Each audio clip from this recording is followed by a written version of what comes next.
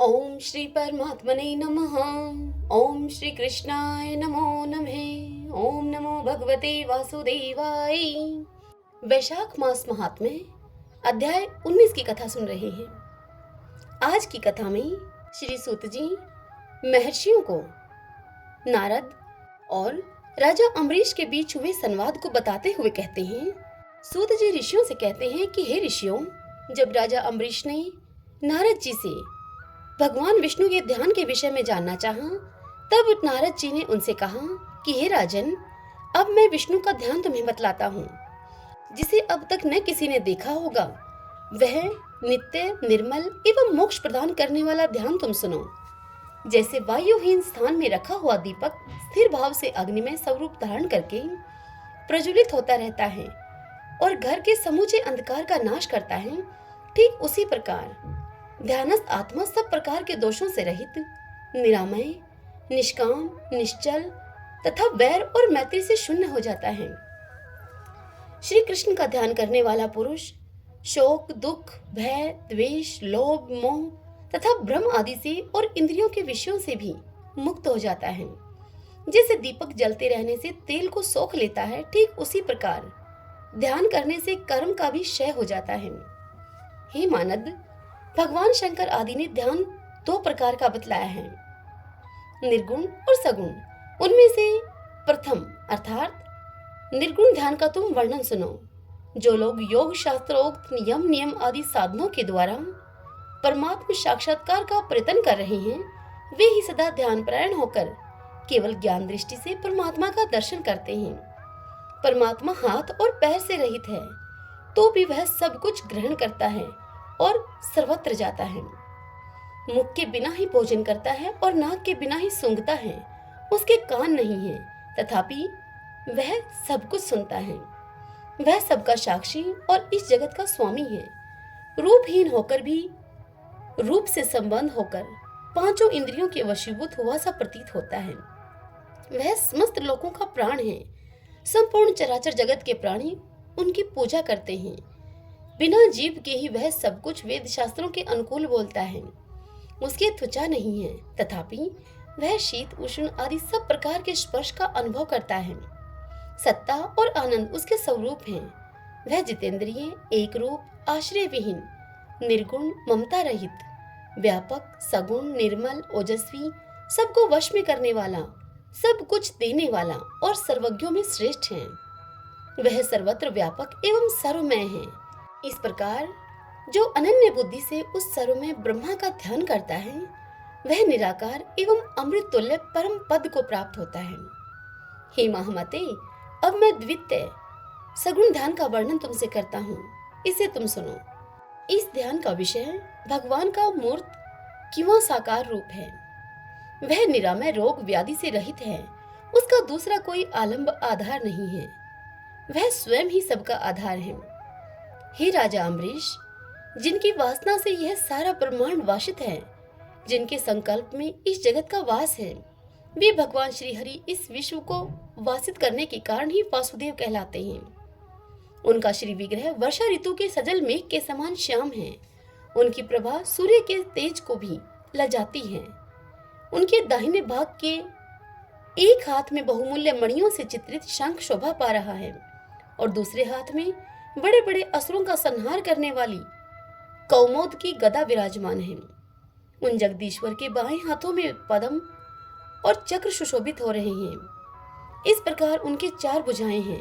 वे संपूर्ण देवताओं के स्वामी हैं। शारंग नामक धनुष धारण करने के कारण उन्हें शारंगी कहते हैं। वे लक्ष्मी के स्वामी हैं। उनकी झांकी बड़ी सुंदर है। शंख के समान मनोहर ग्रीवा, सुंदर गोलाकार मुखमंडल तथा पद्म पत्र के समान बड़ी बड़ी आंखें, सभी कुछ आकर्षक है। कुंद जैसे चमकते हुए दांतों से भगवान हर्षिकेश की बड़ी शोभा हो रही है। हे राजन, श्री हरि निद्रा के ऊपर शासन करने वाले हैं। उनका नीचे का होठ मूंगे की तरह लाल है। नाभि से कमल प्रकट होने के कारण उन्हें पद्मनाभ कहते हैं। वे अत्यंत तेजस्वी, किरीट के कारण बड़ी शोभा पा रहे हैं। श्री वत्स के चिन्ह ने उनकी छवि को और भी अधिक बढ़ा दिया है। श्री केशव का वक्षस्थल कौस्तुभ मणि से अलंकृत है। वे जनार्दन सूर्य के समान तेजस्वी कुंडलों के द्वारा अत्यंत देदीप्यमान हो रहे हैं। केयूर, हार, कड़े, कटी सूत्र, करधनी तथा अंगूठियों से उनके श्रीअंग विभूषित हैं, जिससे उनकी शोभा बहुत बढ़ गई है। भगवान तपाए हुए स्वर्ण के रंग का पीतांबर पहने हुए हैं और गरुड़ की पीठ पर विराजमान हैं। वे भक्तों की पाप राशि को दूर करने वाले हैं। इस प्रकार श्री हरि के सगुण स्वरूप का ध्यान करना चाहिए। हे राजन, इस प्रकार मैंने तुम्हें 2 तरह का ध्यान बतलाया है। इसका अभ्यास करके मनुष्य मन, वाणी तथा शरीर के द्वारा होने वाले सभी पापों से मुक्त हो जाता है। वह जिस जिस फल को प्राप्त करना चाहता है वह सब उसे निश्चित रूप से मिल जाता है। देवता भी उसका आदर करते हैं तथा अंत में वह विष्णुलोक को प्राप्त होता है। यह सुनकर राजा अम्बरीश बोले कि हे मुनि श्रेष्ठ नारद जी, आपने बड़ी अच्छी बात बताई, इसके लिए आपको धन्यवाद है। आप संपूर्ण लोकों पर अनुग्रह करने वाले हैं। आपने भगवान विष्णु के सगुण और निर्गुण इन दोनों ध्यान का मुझसे वर्णन किया। अब आप भक्ति का लक्षण बतलाइए। साधुओं पर कृपा करने वाले हे महर्षि, मुझे यह समझाइए कि किस मनुष्य को कब, कहां, कैसी और किस प्रकार की भक्ति करनी चाहिए। सूत जी ऋषियों से कहते हैं कि हे महर्षियों, राजाओं में श्रेष्ठ महाराज अम्बरीश के ये वचन सुनकर देव ऋषि नारद जी को बड़ी प्रसन्नता हुई। वे उनसे बोले कि राजन सुनो, भगवान की भक्ति समस्त पापों का नाश करने वाली है। मैं तुमसे उस भक्ति का भलीभांति वर्णन करता हूँ। भक्ति अनेकों प्रकार की बताई गई है। मानसी, वाचिकी, कायिकी, लौकिकी, वैदिकी तथा आध्यात्मिकी। ध्यान, धारणा, बुद्धि तथा वेदार्थ के चिंतन के द्वारा जो विष्णु को प्रसन्न करने वाली भक्ति की जाती है उसे मानसी भक्ति कहते हैं। दिन रात अविश्रांत भाव से वेद मंत्रों के उच्चारण, जप तथा आरण्यक आदि के पाठ के द्वारा जो भगवान की प्रसन्नता का संपादन किया जाता है उसका नाम वाचिकी भक्ति है। व्रत, उपवास और नियमों के पालन तथा 5 इंद्रियों के संयम के द्वारा की जाने वाली आराधना शरीर से साध्य होने के कारण काय की भक्ति कही गई है।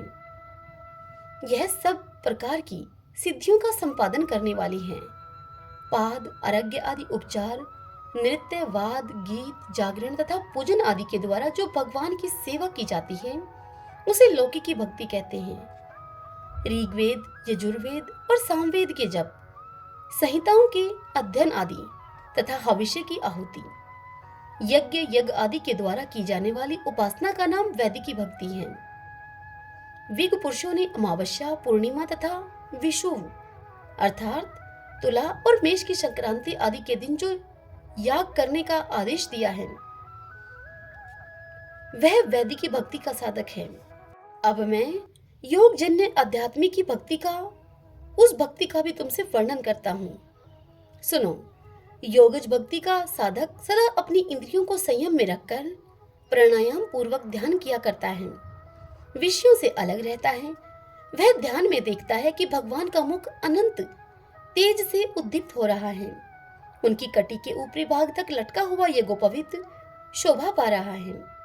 उनका शुक्ल वर्ण है, 4 भुजाएं हैं। उनके हाथों में वरद एवं अभय की मुद्राएं हैं। वे पीत वस्त्र धारण किए हुए हैं तथा उनके नेत्र अत्यंत सुंदर हैं। वे प्रसन्नता से परिपूर्ण दिखाई देते हैं। हे अम्बरीश, इस प्रकार योग युक्त पुरुष अपने हृदय में परमेश्वर का ध्यान करता है। जैसे प्रज्वलित अग्नि काष्ठ को भस्म कर डालती है, ठीक उसी प्रकार भगवान की भक्ति मनुष्य के पापों को तत्काल दग्ध कर देती है। भगवान श्री विष्णु की भक्ति साक्षात सुधा का रस है, संपूर्ण रसों का एकमात्र सार है। इस पृथ्वी पर मनुष्य जब तक उस भक्ति का श्रवण नहीं करता, उसका आश्रय नहीं लेता, तभी तक उसे सैकड़ों बार जन्म, मृत्यु और जरा के आघात से होने वाले नाना प्रकार के दैहिक दुख प्राप्त होते हैं। यदि वह महान प्रभावशाली भगवान अनंत का कीर्तन और स्मरण करे तो वे समस्त पापों का नाश कर देते हैं। ठीक उसी तरह जैसे वायु मेघ का तथा सूर्यदेव अंधकार का विनाश कर डालते हैं। हे राजन, देव पूजा, यज्ञ, तीर्थ स्नान, व्रत अनुष्ठान, तपस्या और नाना प्रकार के कर्मों से भी अंतःकरण की वैसी शुद्धि नहीं होती जैसी कि भगवान अनंत का ध्यान करने से होती है। हे नरनाथ, जिनमें पवित्र यश वाले तथा अपने भक्तों को भक्ति प्रदान करने वाले विशुद्ध स्वरूप भगवान श्री विष्णु का कीर्तन होता है, वे ही कथाएं शुद्ध हैं तथा वे ही यथार्थ, वे ही लाभ पहुंचाने वाले हैं और वे ही हरि भक्तों के कहने सुनने योग्य होती हैं। भूमंडल के राज्य का भार संभालने वाले धीरचित महाराज, हे अम्बरीश, तुम धन्य हो, क्योंकि तुम्हारा हृदय पुरुषोत्तम के ध्यान में एक तान हो रहा है तथा सौभाग्य लक्ष्मी से सुशोभित होने वाली तुम्हारी नैष्टिक बुद्धि श्री कृष्णचंद्र की पुण्यमयी लीलाओं के श्रवण में प्रवृत्त हो रही है। हे भूपते, भक्तों को वरदान देने वाले अविनाशी भगवान श्री विष्णु की भक्ति पूर्वक आराधना किए बिना अहंकारवश अपने को ही बड़ा मानने वाले पुरुष का कल्याण भला कैसे होगा। भगवान माया के जन्मदाता हैं, उन पर माया का प्रभाव नहीं पड़ता। साधु पुरुष उन्हें भक्ति के द्वारा ही प्राप्त करते हैं, इस बात को तो तुम भी भली भांति जानते हो। हे राजन, धर्म का कोई भी तत्व ऐसा नहीं है जो तुम्हें ज्ञात न हो। फिर भी जिनके चरण ही तीर्थ हैं, उन भगवान की चर्चा का प्रसंग उठाकर जो तुम उनकी सरस कथा को मुझसे विस्तार से पूछ रहे हो, उसमें यही कारण है कि तुम वैष्णवों का गौरव बढ़ाना चाहते हो, मुझ जैसे लोगों को आदर दे रहे हो। साधु संत जो एक दूसरे से मिलने पर अधिक श्रद्धा के साथ भगवान अनंत के कल्याण में गुणों का कीर्तन और श्रवण करते हैं, इससे बढ़कर परम संतोष की बात तथा समुचित पुण्य मुझे और किसी कार्य में नहीं दिखाई देता। ब्राह्मण, गौ, सत्य, श्रद्धा, यज्ञ, तपस्या, श्रुति, स्मृति, दया, दीक्षा और संतोष, ये सब श्रीहरि के स्वरूप हैं। सूर्य, चंद्रमा, वायु, पृथ्वी, जल, आकाश, दिशाएं, ब्रह्मा, विष्णु, रुद्र तथा संपूर्ण प्राणी उस परमेश्वर के ही स्वरूप हैं। इस चराचर जगत को उत्पन्न करने की शक्ति रखने वाले वे विश्व रूप भगवान स्वयं ही ब्राह्मण के शरीर में प्रवेश करके सदा उन्हें खिलाया जाने वाला अन्न भोजन करते हैं। इसलिए जिनके चरण रेणु तीर्थ के समान हैं, भगवान अनंत ही जिनके आधार हैं, जो संपूर्ण प्राणियों के आत्मा तथा पुण्यमयी लक्ष्मी के सर्वस्व हैं, उन ब्राह्मणों का आदर पूर्वक पूजन करो तुम। जो विद्वान ब्राह्मण को विष्णु बुद्धि से देखता है, वही सच्चा वैष्णव है तथा वही अपने धर्म में भली भांति स्थित माना जाता है। तुमने भक्ति के लक्षण सुनने के लिए प्रार्थना की थी, सो सब मैंने तुम्हें सुना दिया है। अब गंगा स्नान करने के लिए जा रहा हूँ मैं। यह वैशाख का महीना उपस्थित है, जो भगवान लक्ष्मीपति को अत्यंत प्रिय है। इसके भी आज शुक्ल सप्तमी है। इसमें गंगा का स्नान अत्यंत दुर्लभ है। पूर्व काल में राजा जहन्नू ने वैशाख शुक्ल सप्तमी को क्रोध में आकर गंगा जी को पी लिया था और फिर अपने दाहिने कान के छिद्र से उन्हें बाहर निकाला था। अतः जहन्नू की कन्या होने के कारण गंगा को जाह्नवी कहते हैं। इस तिथि को स्नान करके जो आकाश की मेखलाभूत गंगा देवी का उत्तम विधान के साथ पूजन करता है, वह मनुष्य धन्य एवं पुण्य आत्मा है। जो वैशाख शुक्ल सप्तमी को विधि पूर्वक गंगा में देवताओं और पितरों का तर्पण करता है, उसे गंगा देवी कृपा दृष्टि से देखती हैं तथा वह स्नान के पश्चात सब पापों से मुक्त हो जाता है। वैशाख के समान कोई मास नहीं है, गंगा के सदृश दूसरी कोई नदी नहीं है। इन दोनों का संयोग दुर्लभ है। भगवान की भक्ति से ही ऐसा सुयोग प्राप्त होता है। गंगा जी का प्रादुर्भाव भगवान श्री विष्णु के चरणों से हुआ है। वे ब्रह्मलोक से आकर भगवान शंकर के जटाजूट में निवास करती हैं। गंगा समस्त दुखों का नाश करने वाली हैं। वे अपने 3 स्तोत्रों से निरंतर प्रवाहित होकर तीनों लोकों को पवित्र करती हैं। उन्हें स्वर्ग पर चढ़ने के लिए सीढ़ी माना गया है। वे सदा आनंद देने वाली, नाना प्रकार के पापों को हरने वाली, संकट से तारने वाली, भगत जनों के अंतःकरण में दिव्य प्रकाश फैलाने की लीला से सुशोभित होने वाली, सगर के पुत्रों को मोक्ष प्रदान करने वाली, धर्म मार्ग में लगाने वाली तथा 3 मार्गों से प्रवाहित होने वाली हैं। गंगा देवी तीनों लोकों का श्रृंगार है। वे अपने दर्शन, स्पर्श, स्नान, कीर्तन, ध्यान और सेवन से हजारों पवित्र तथा अपवित्र पुरुषों को पावन बनाती रहती हैं। जो लोग दूर रहकर भी तीनों समय गंगा गंगा गंगा इस प्रकार से उच्चारण करते हैं, उनके 3 जन्मों का पाप गंगा जी नष्ट कर देती हैं। जो मनुष्य 1000 योजन दूर से भी गंगा जी का स्मरण करता है वह पापी होने पर भी उत्तम गति को प्राप्त होता है। हे राजन, वैशाख शुक्ल सप्तमी को गंगा जी का दर्शन विशेष दुर्लभ है। भगवान श्री विष्णु और ब्राह्मणों की कृपा से ही उस दिन उनकी प्राप्ति होती है।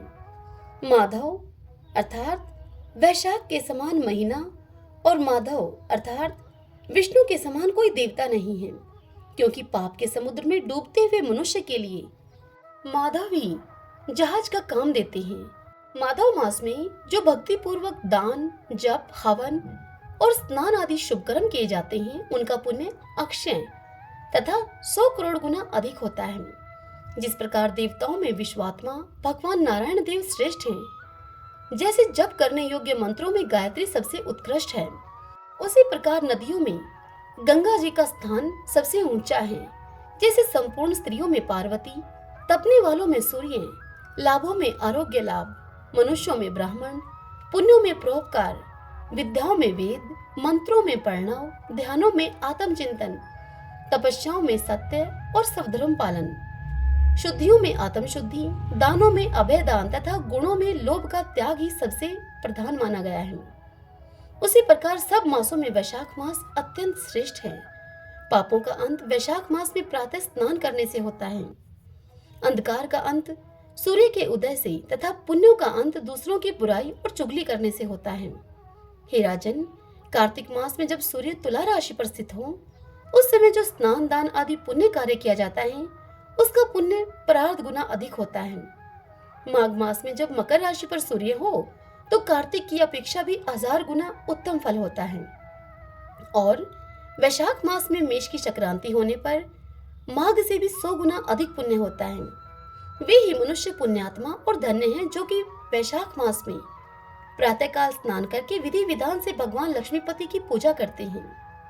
वैशाख मास में सवेरे का स्नान, यज्ञ, दान, उपवास, हविष्य भक्षण तथा ब्रह्मचार्य का पालन, ये महान पातकों का नाश करने वाले हैं। हे राजन, कलयुग में वैशाख की महिमा गुप्त नहीं रहने पाएगी, क्योंकि उस समय वैशाख स्नान का महात्म्य अश्वमेध यज्ञ के अनुष्ठान से भी बढ़कर है।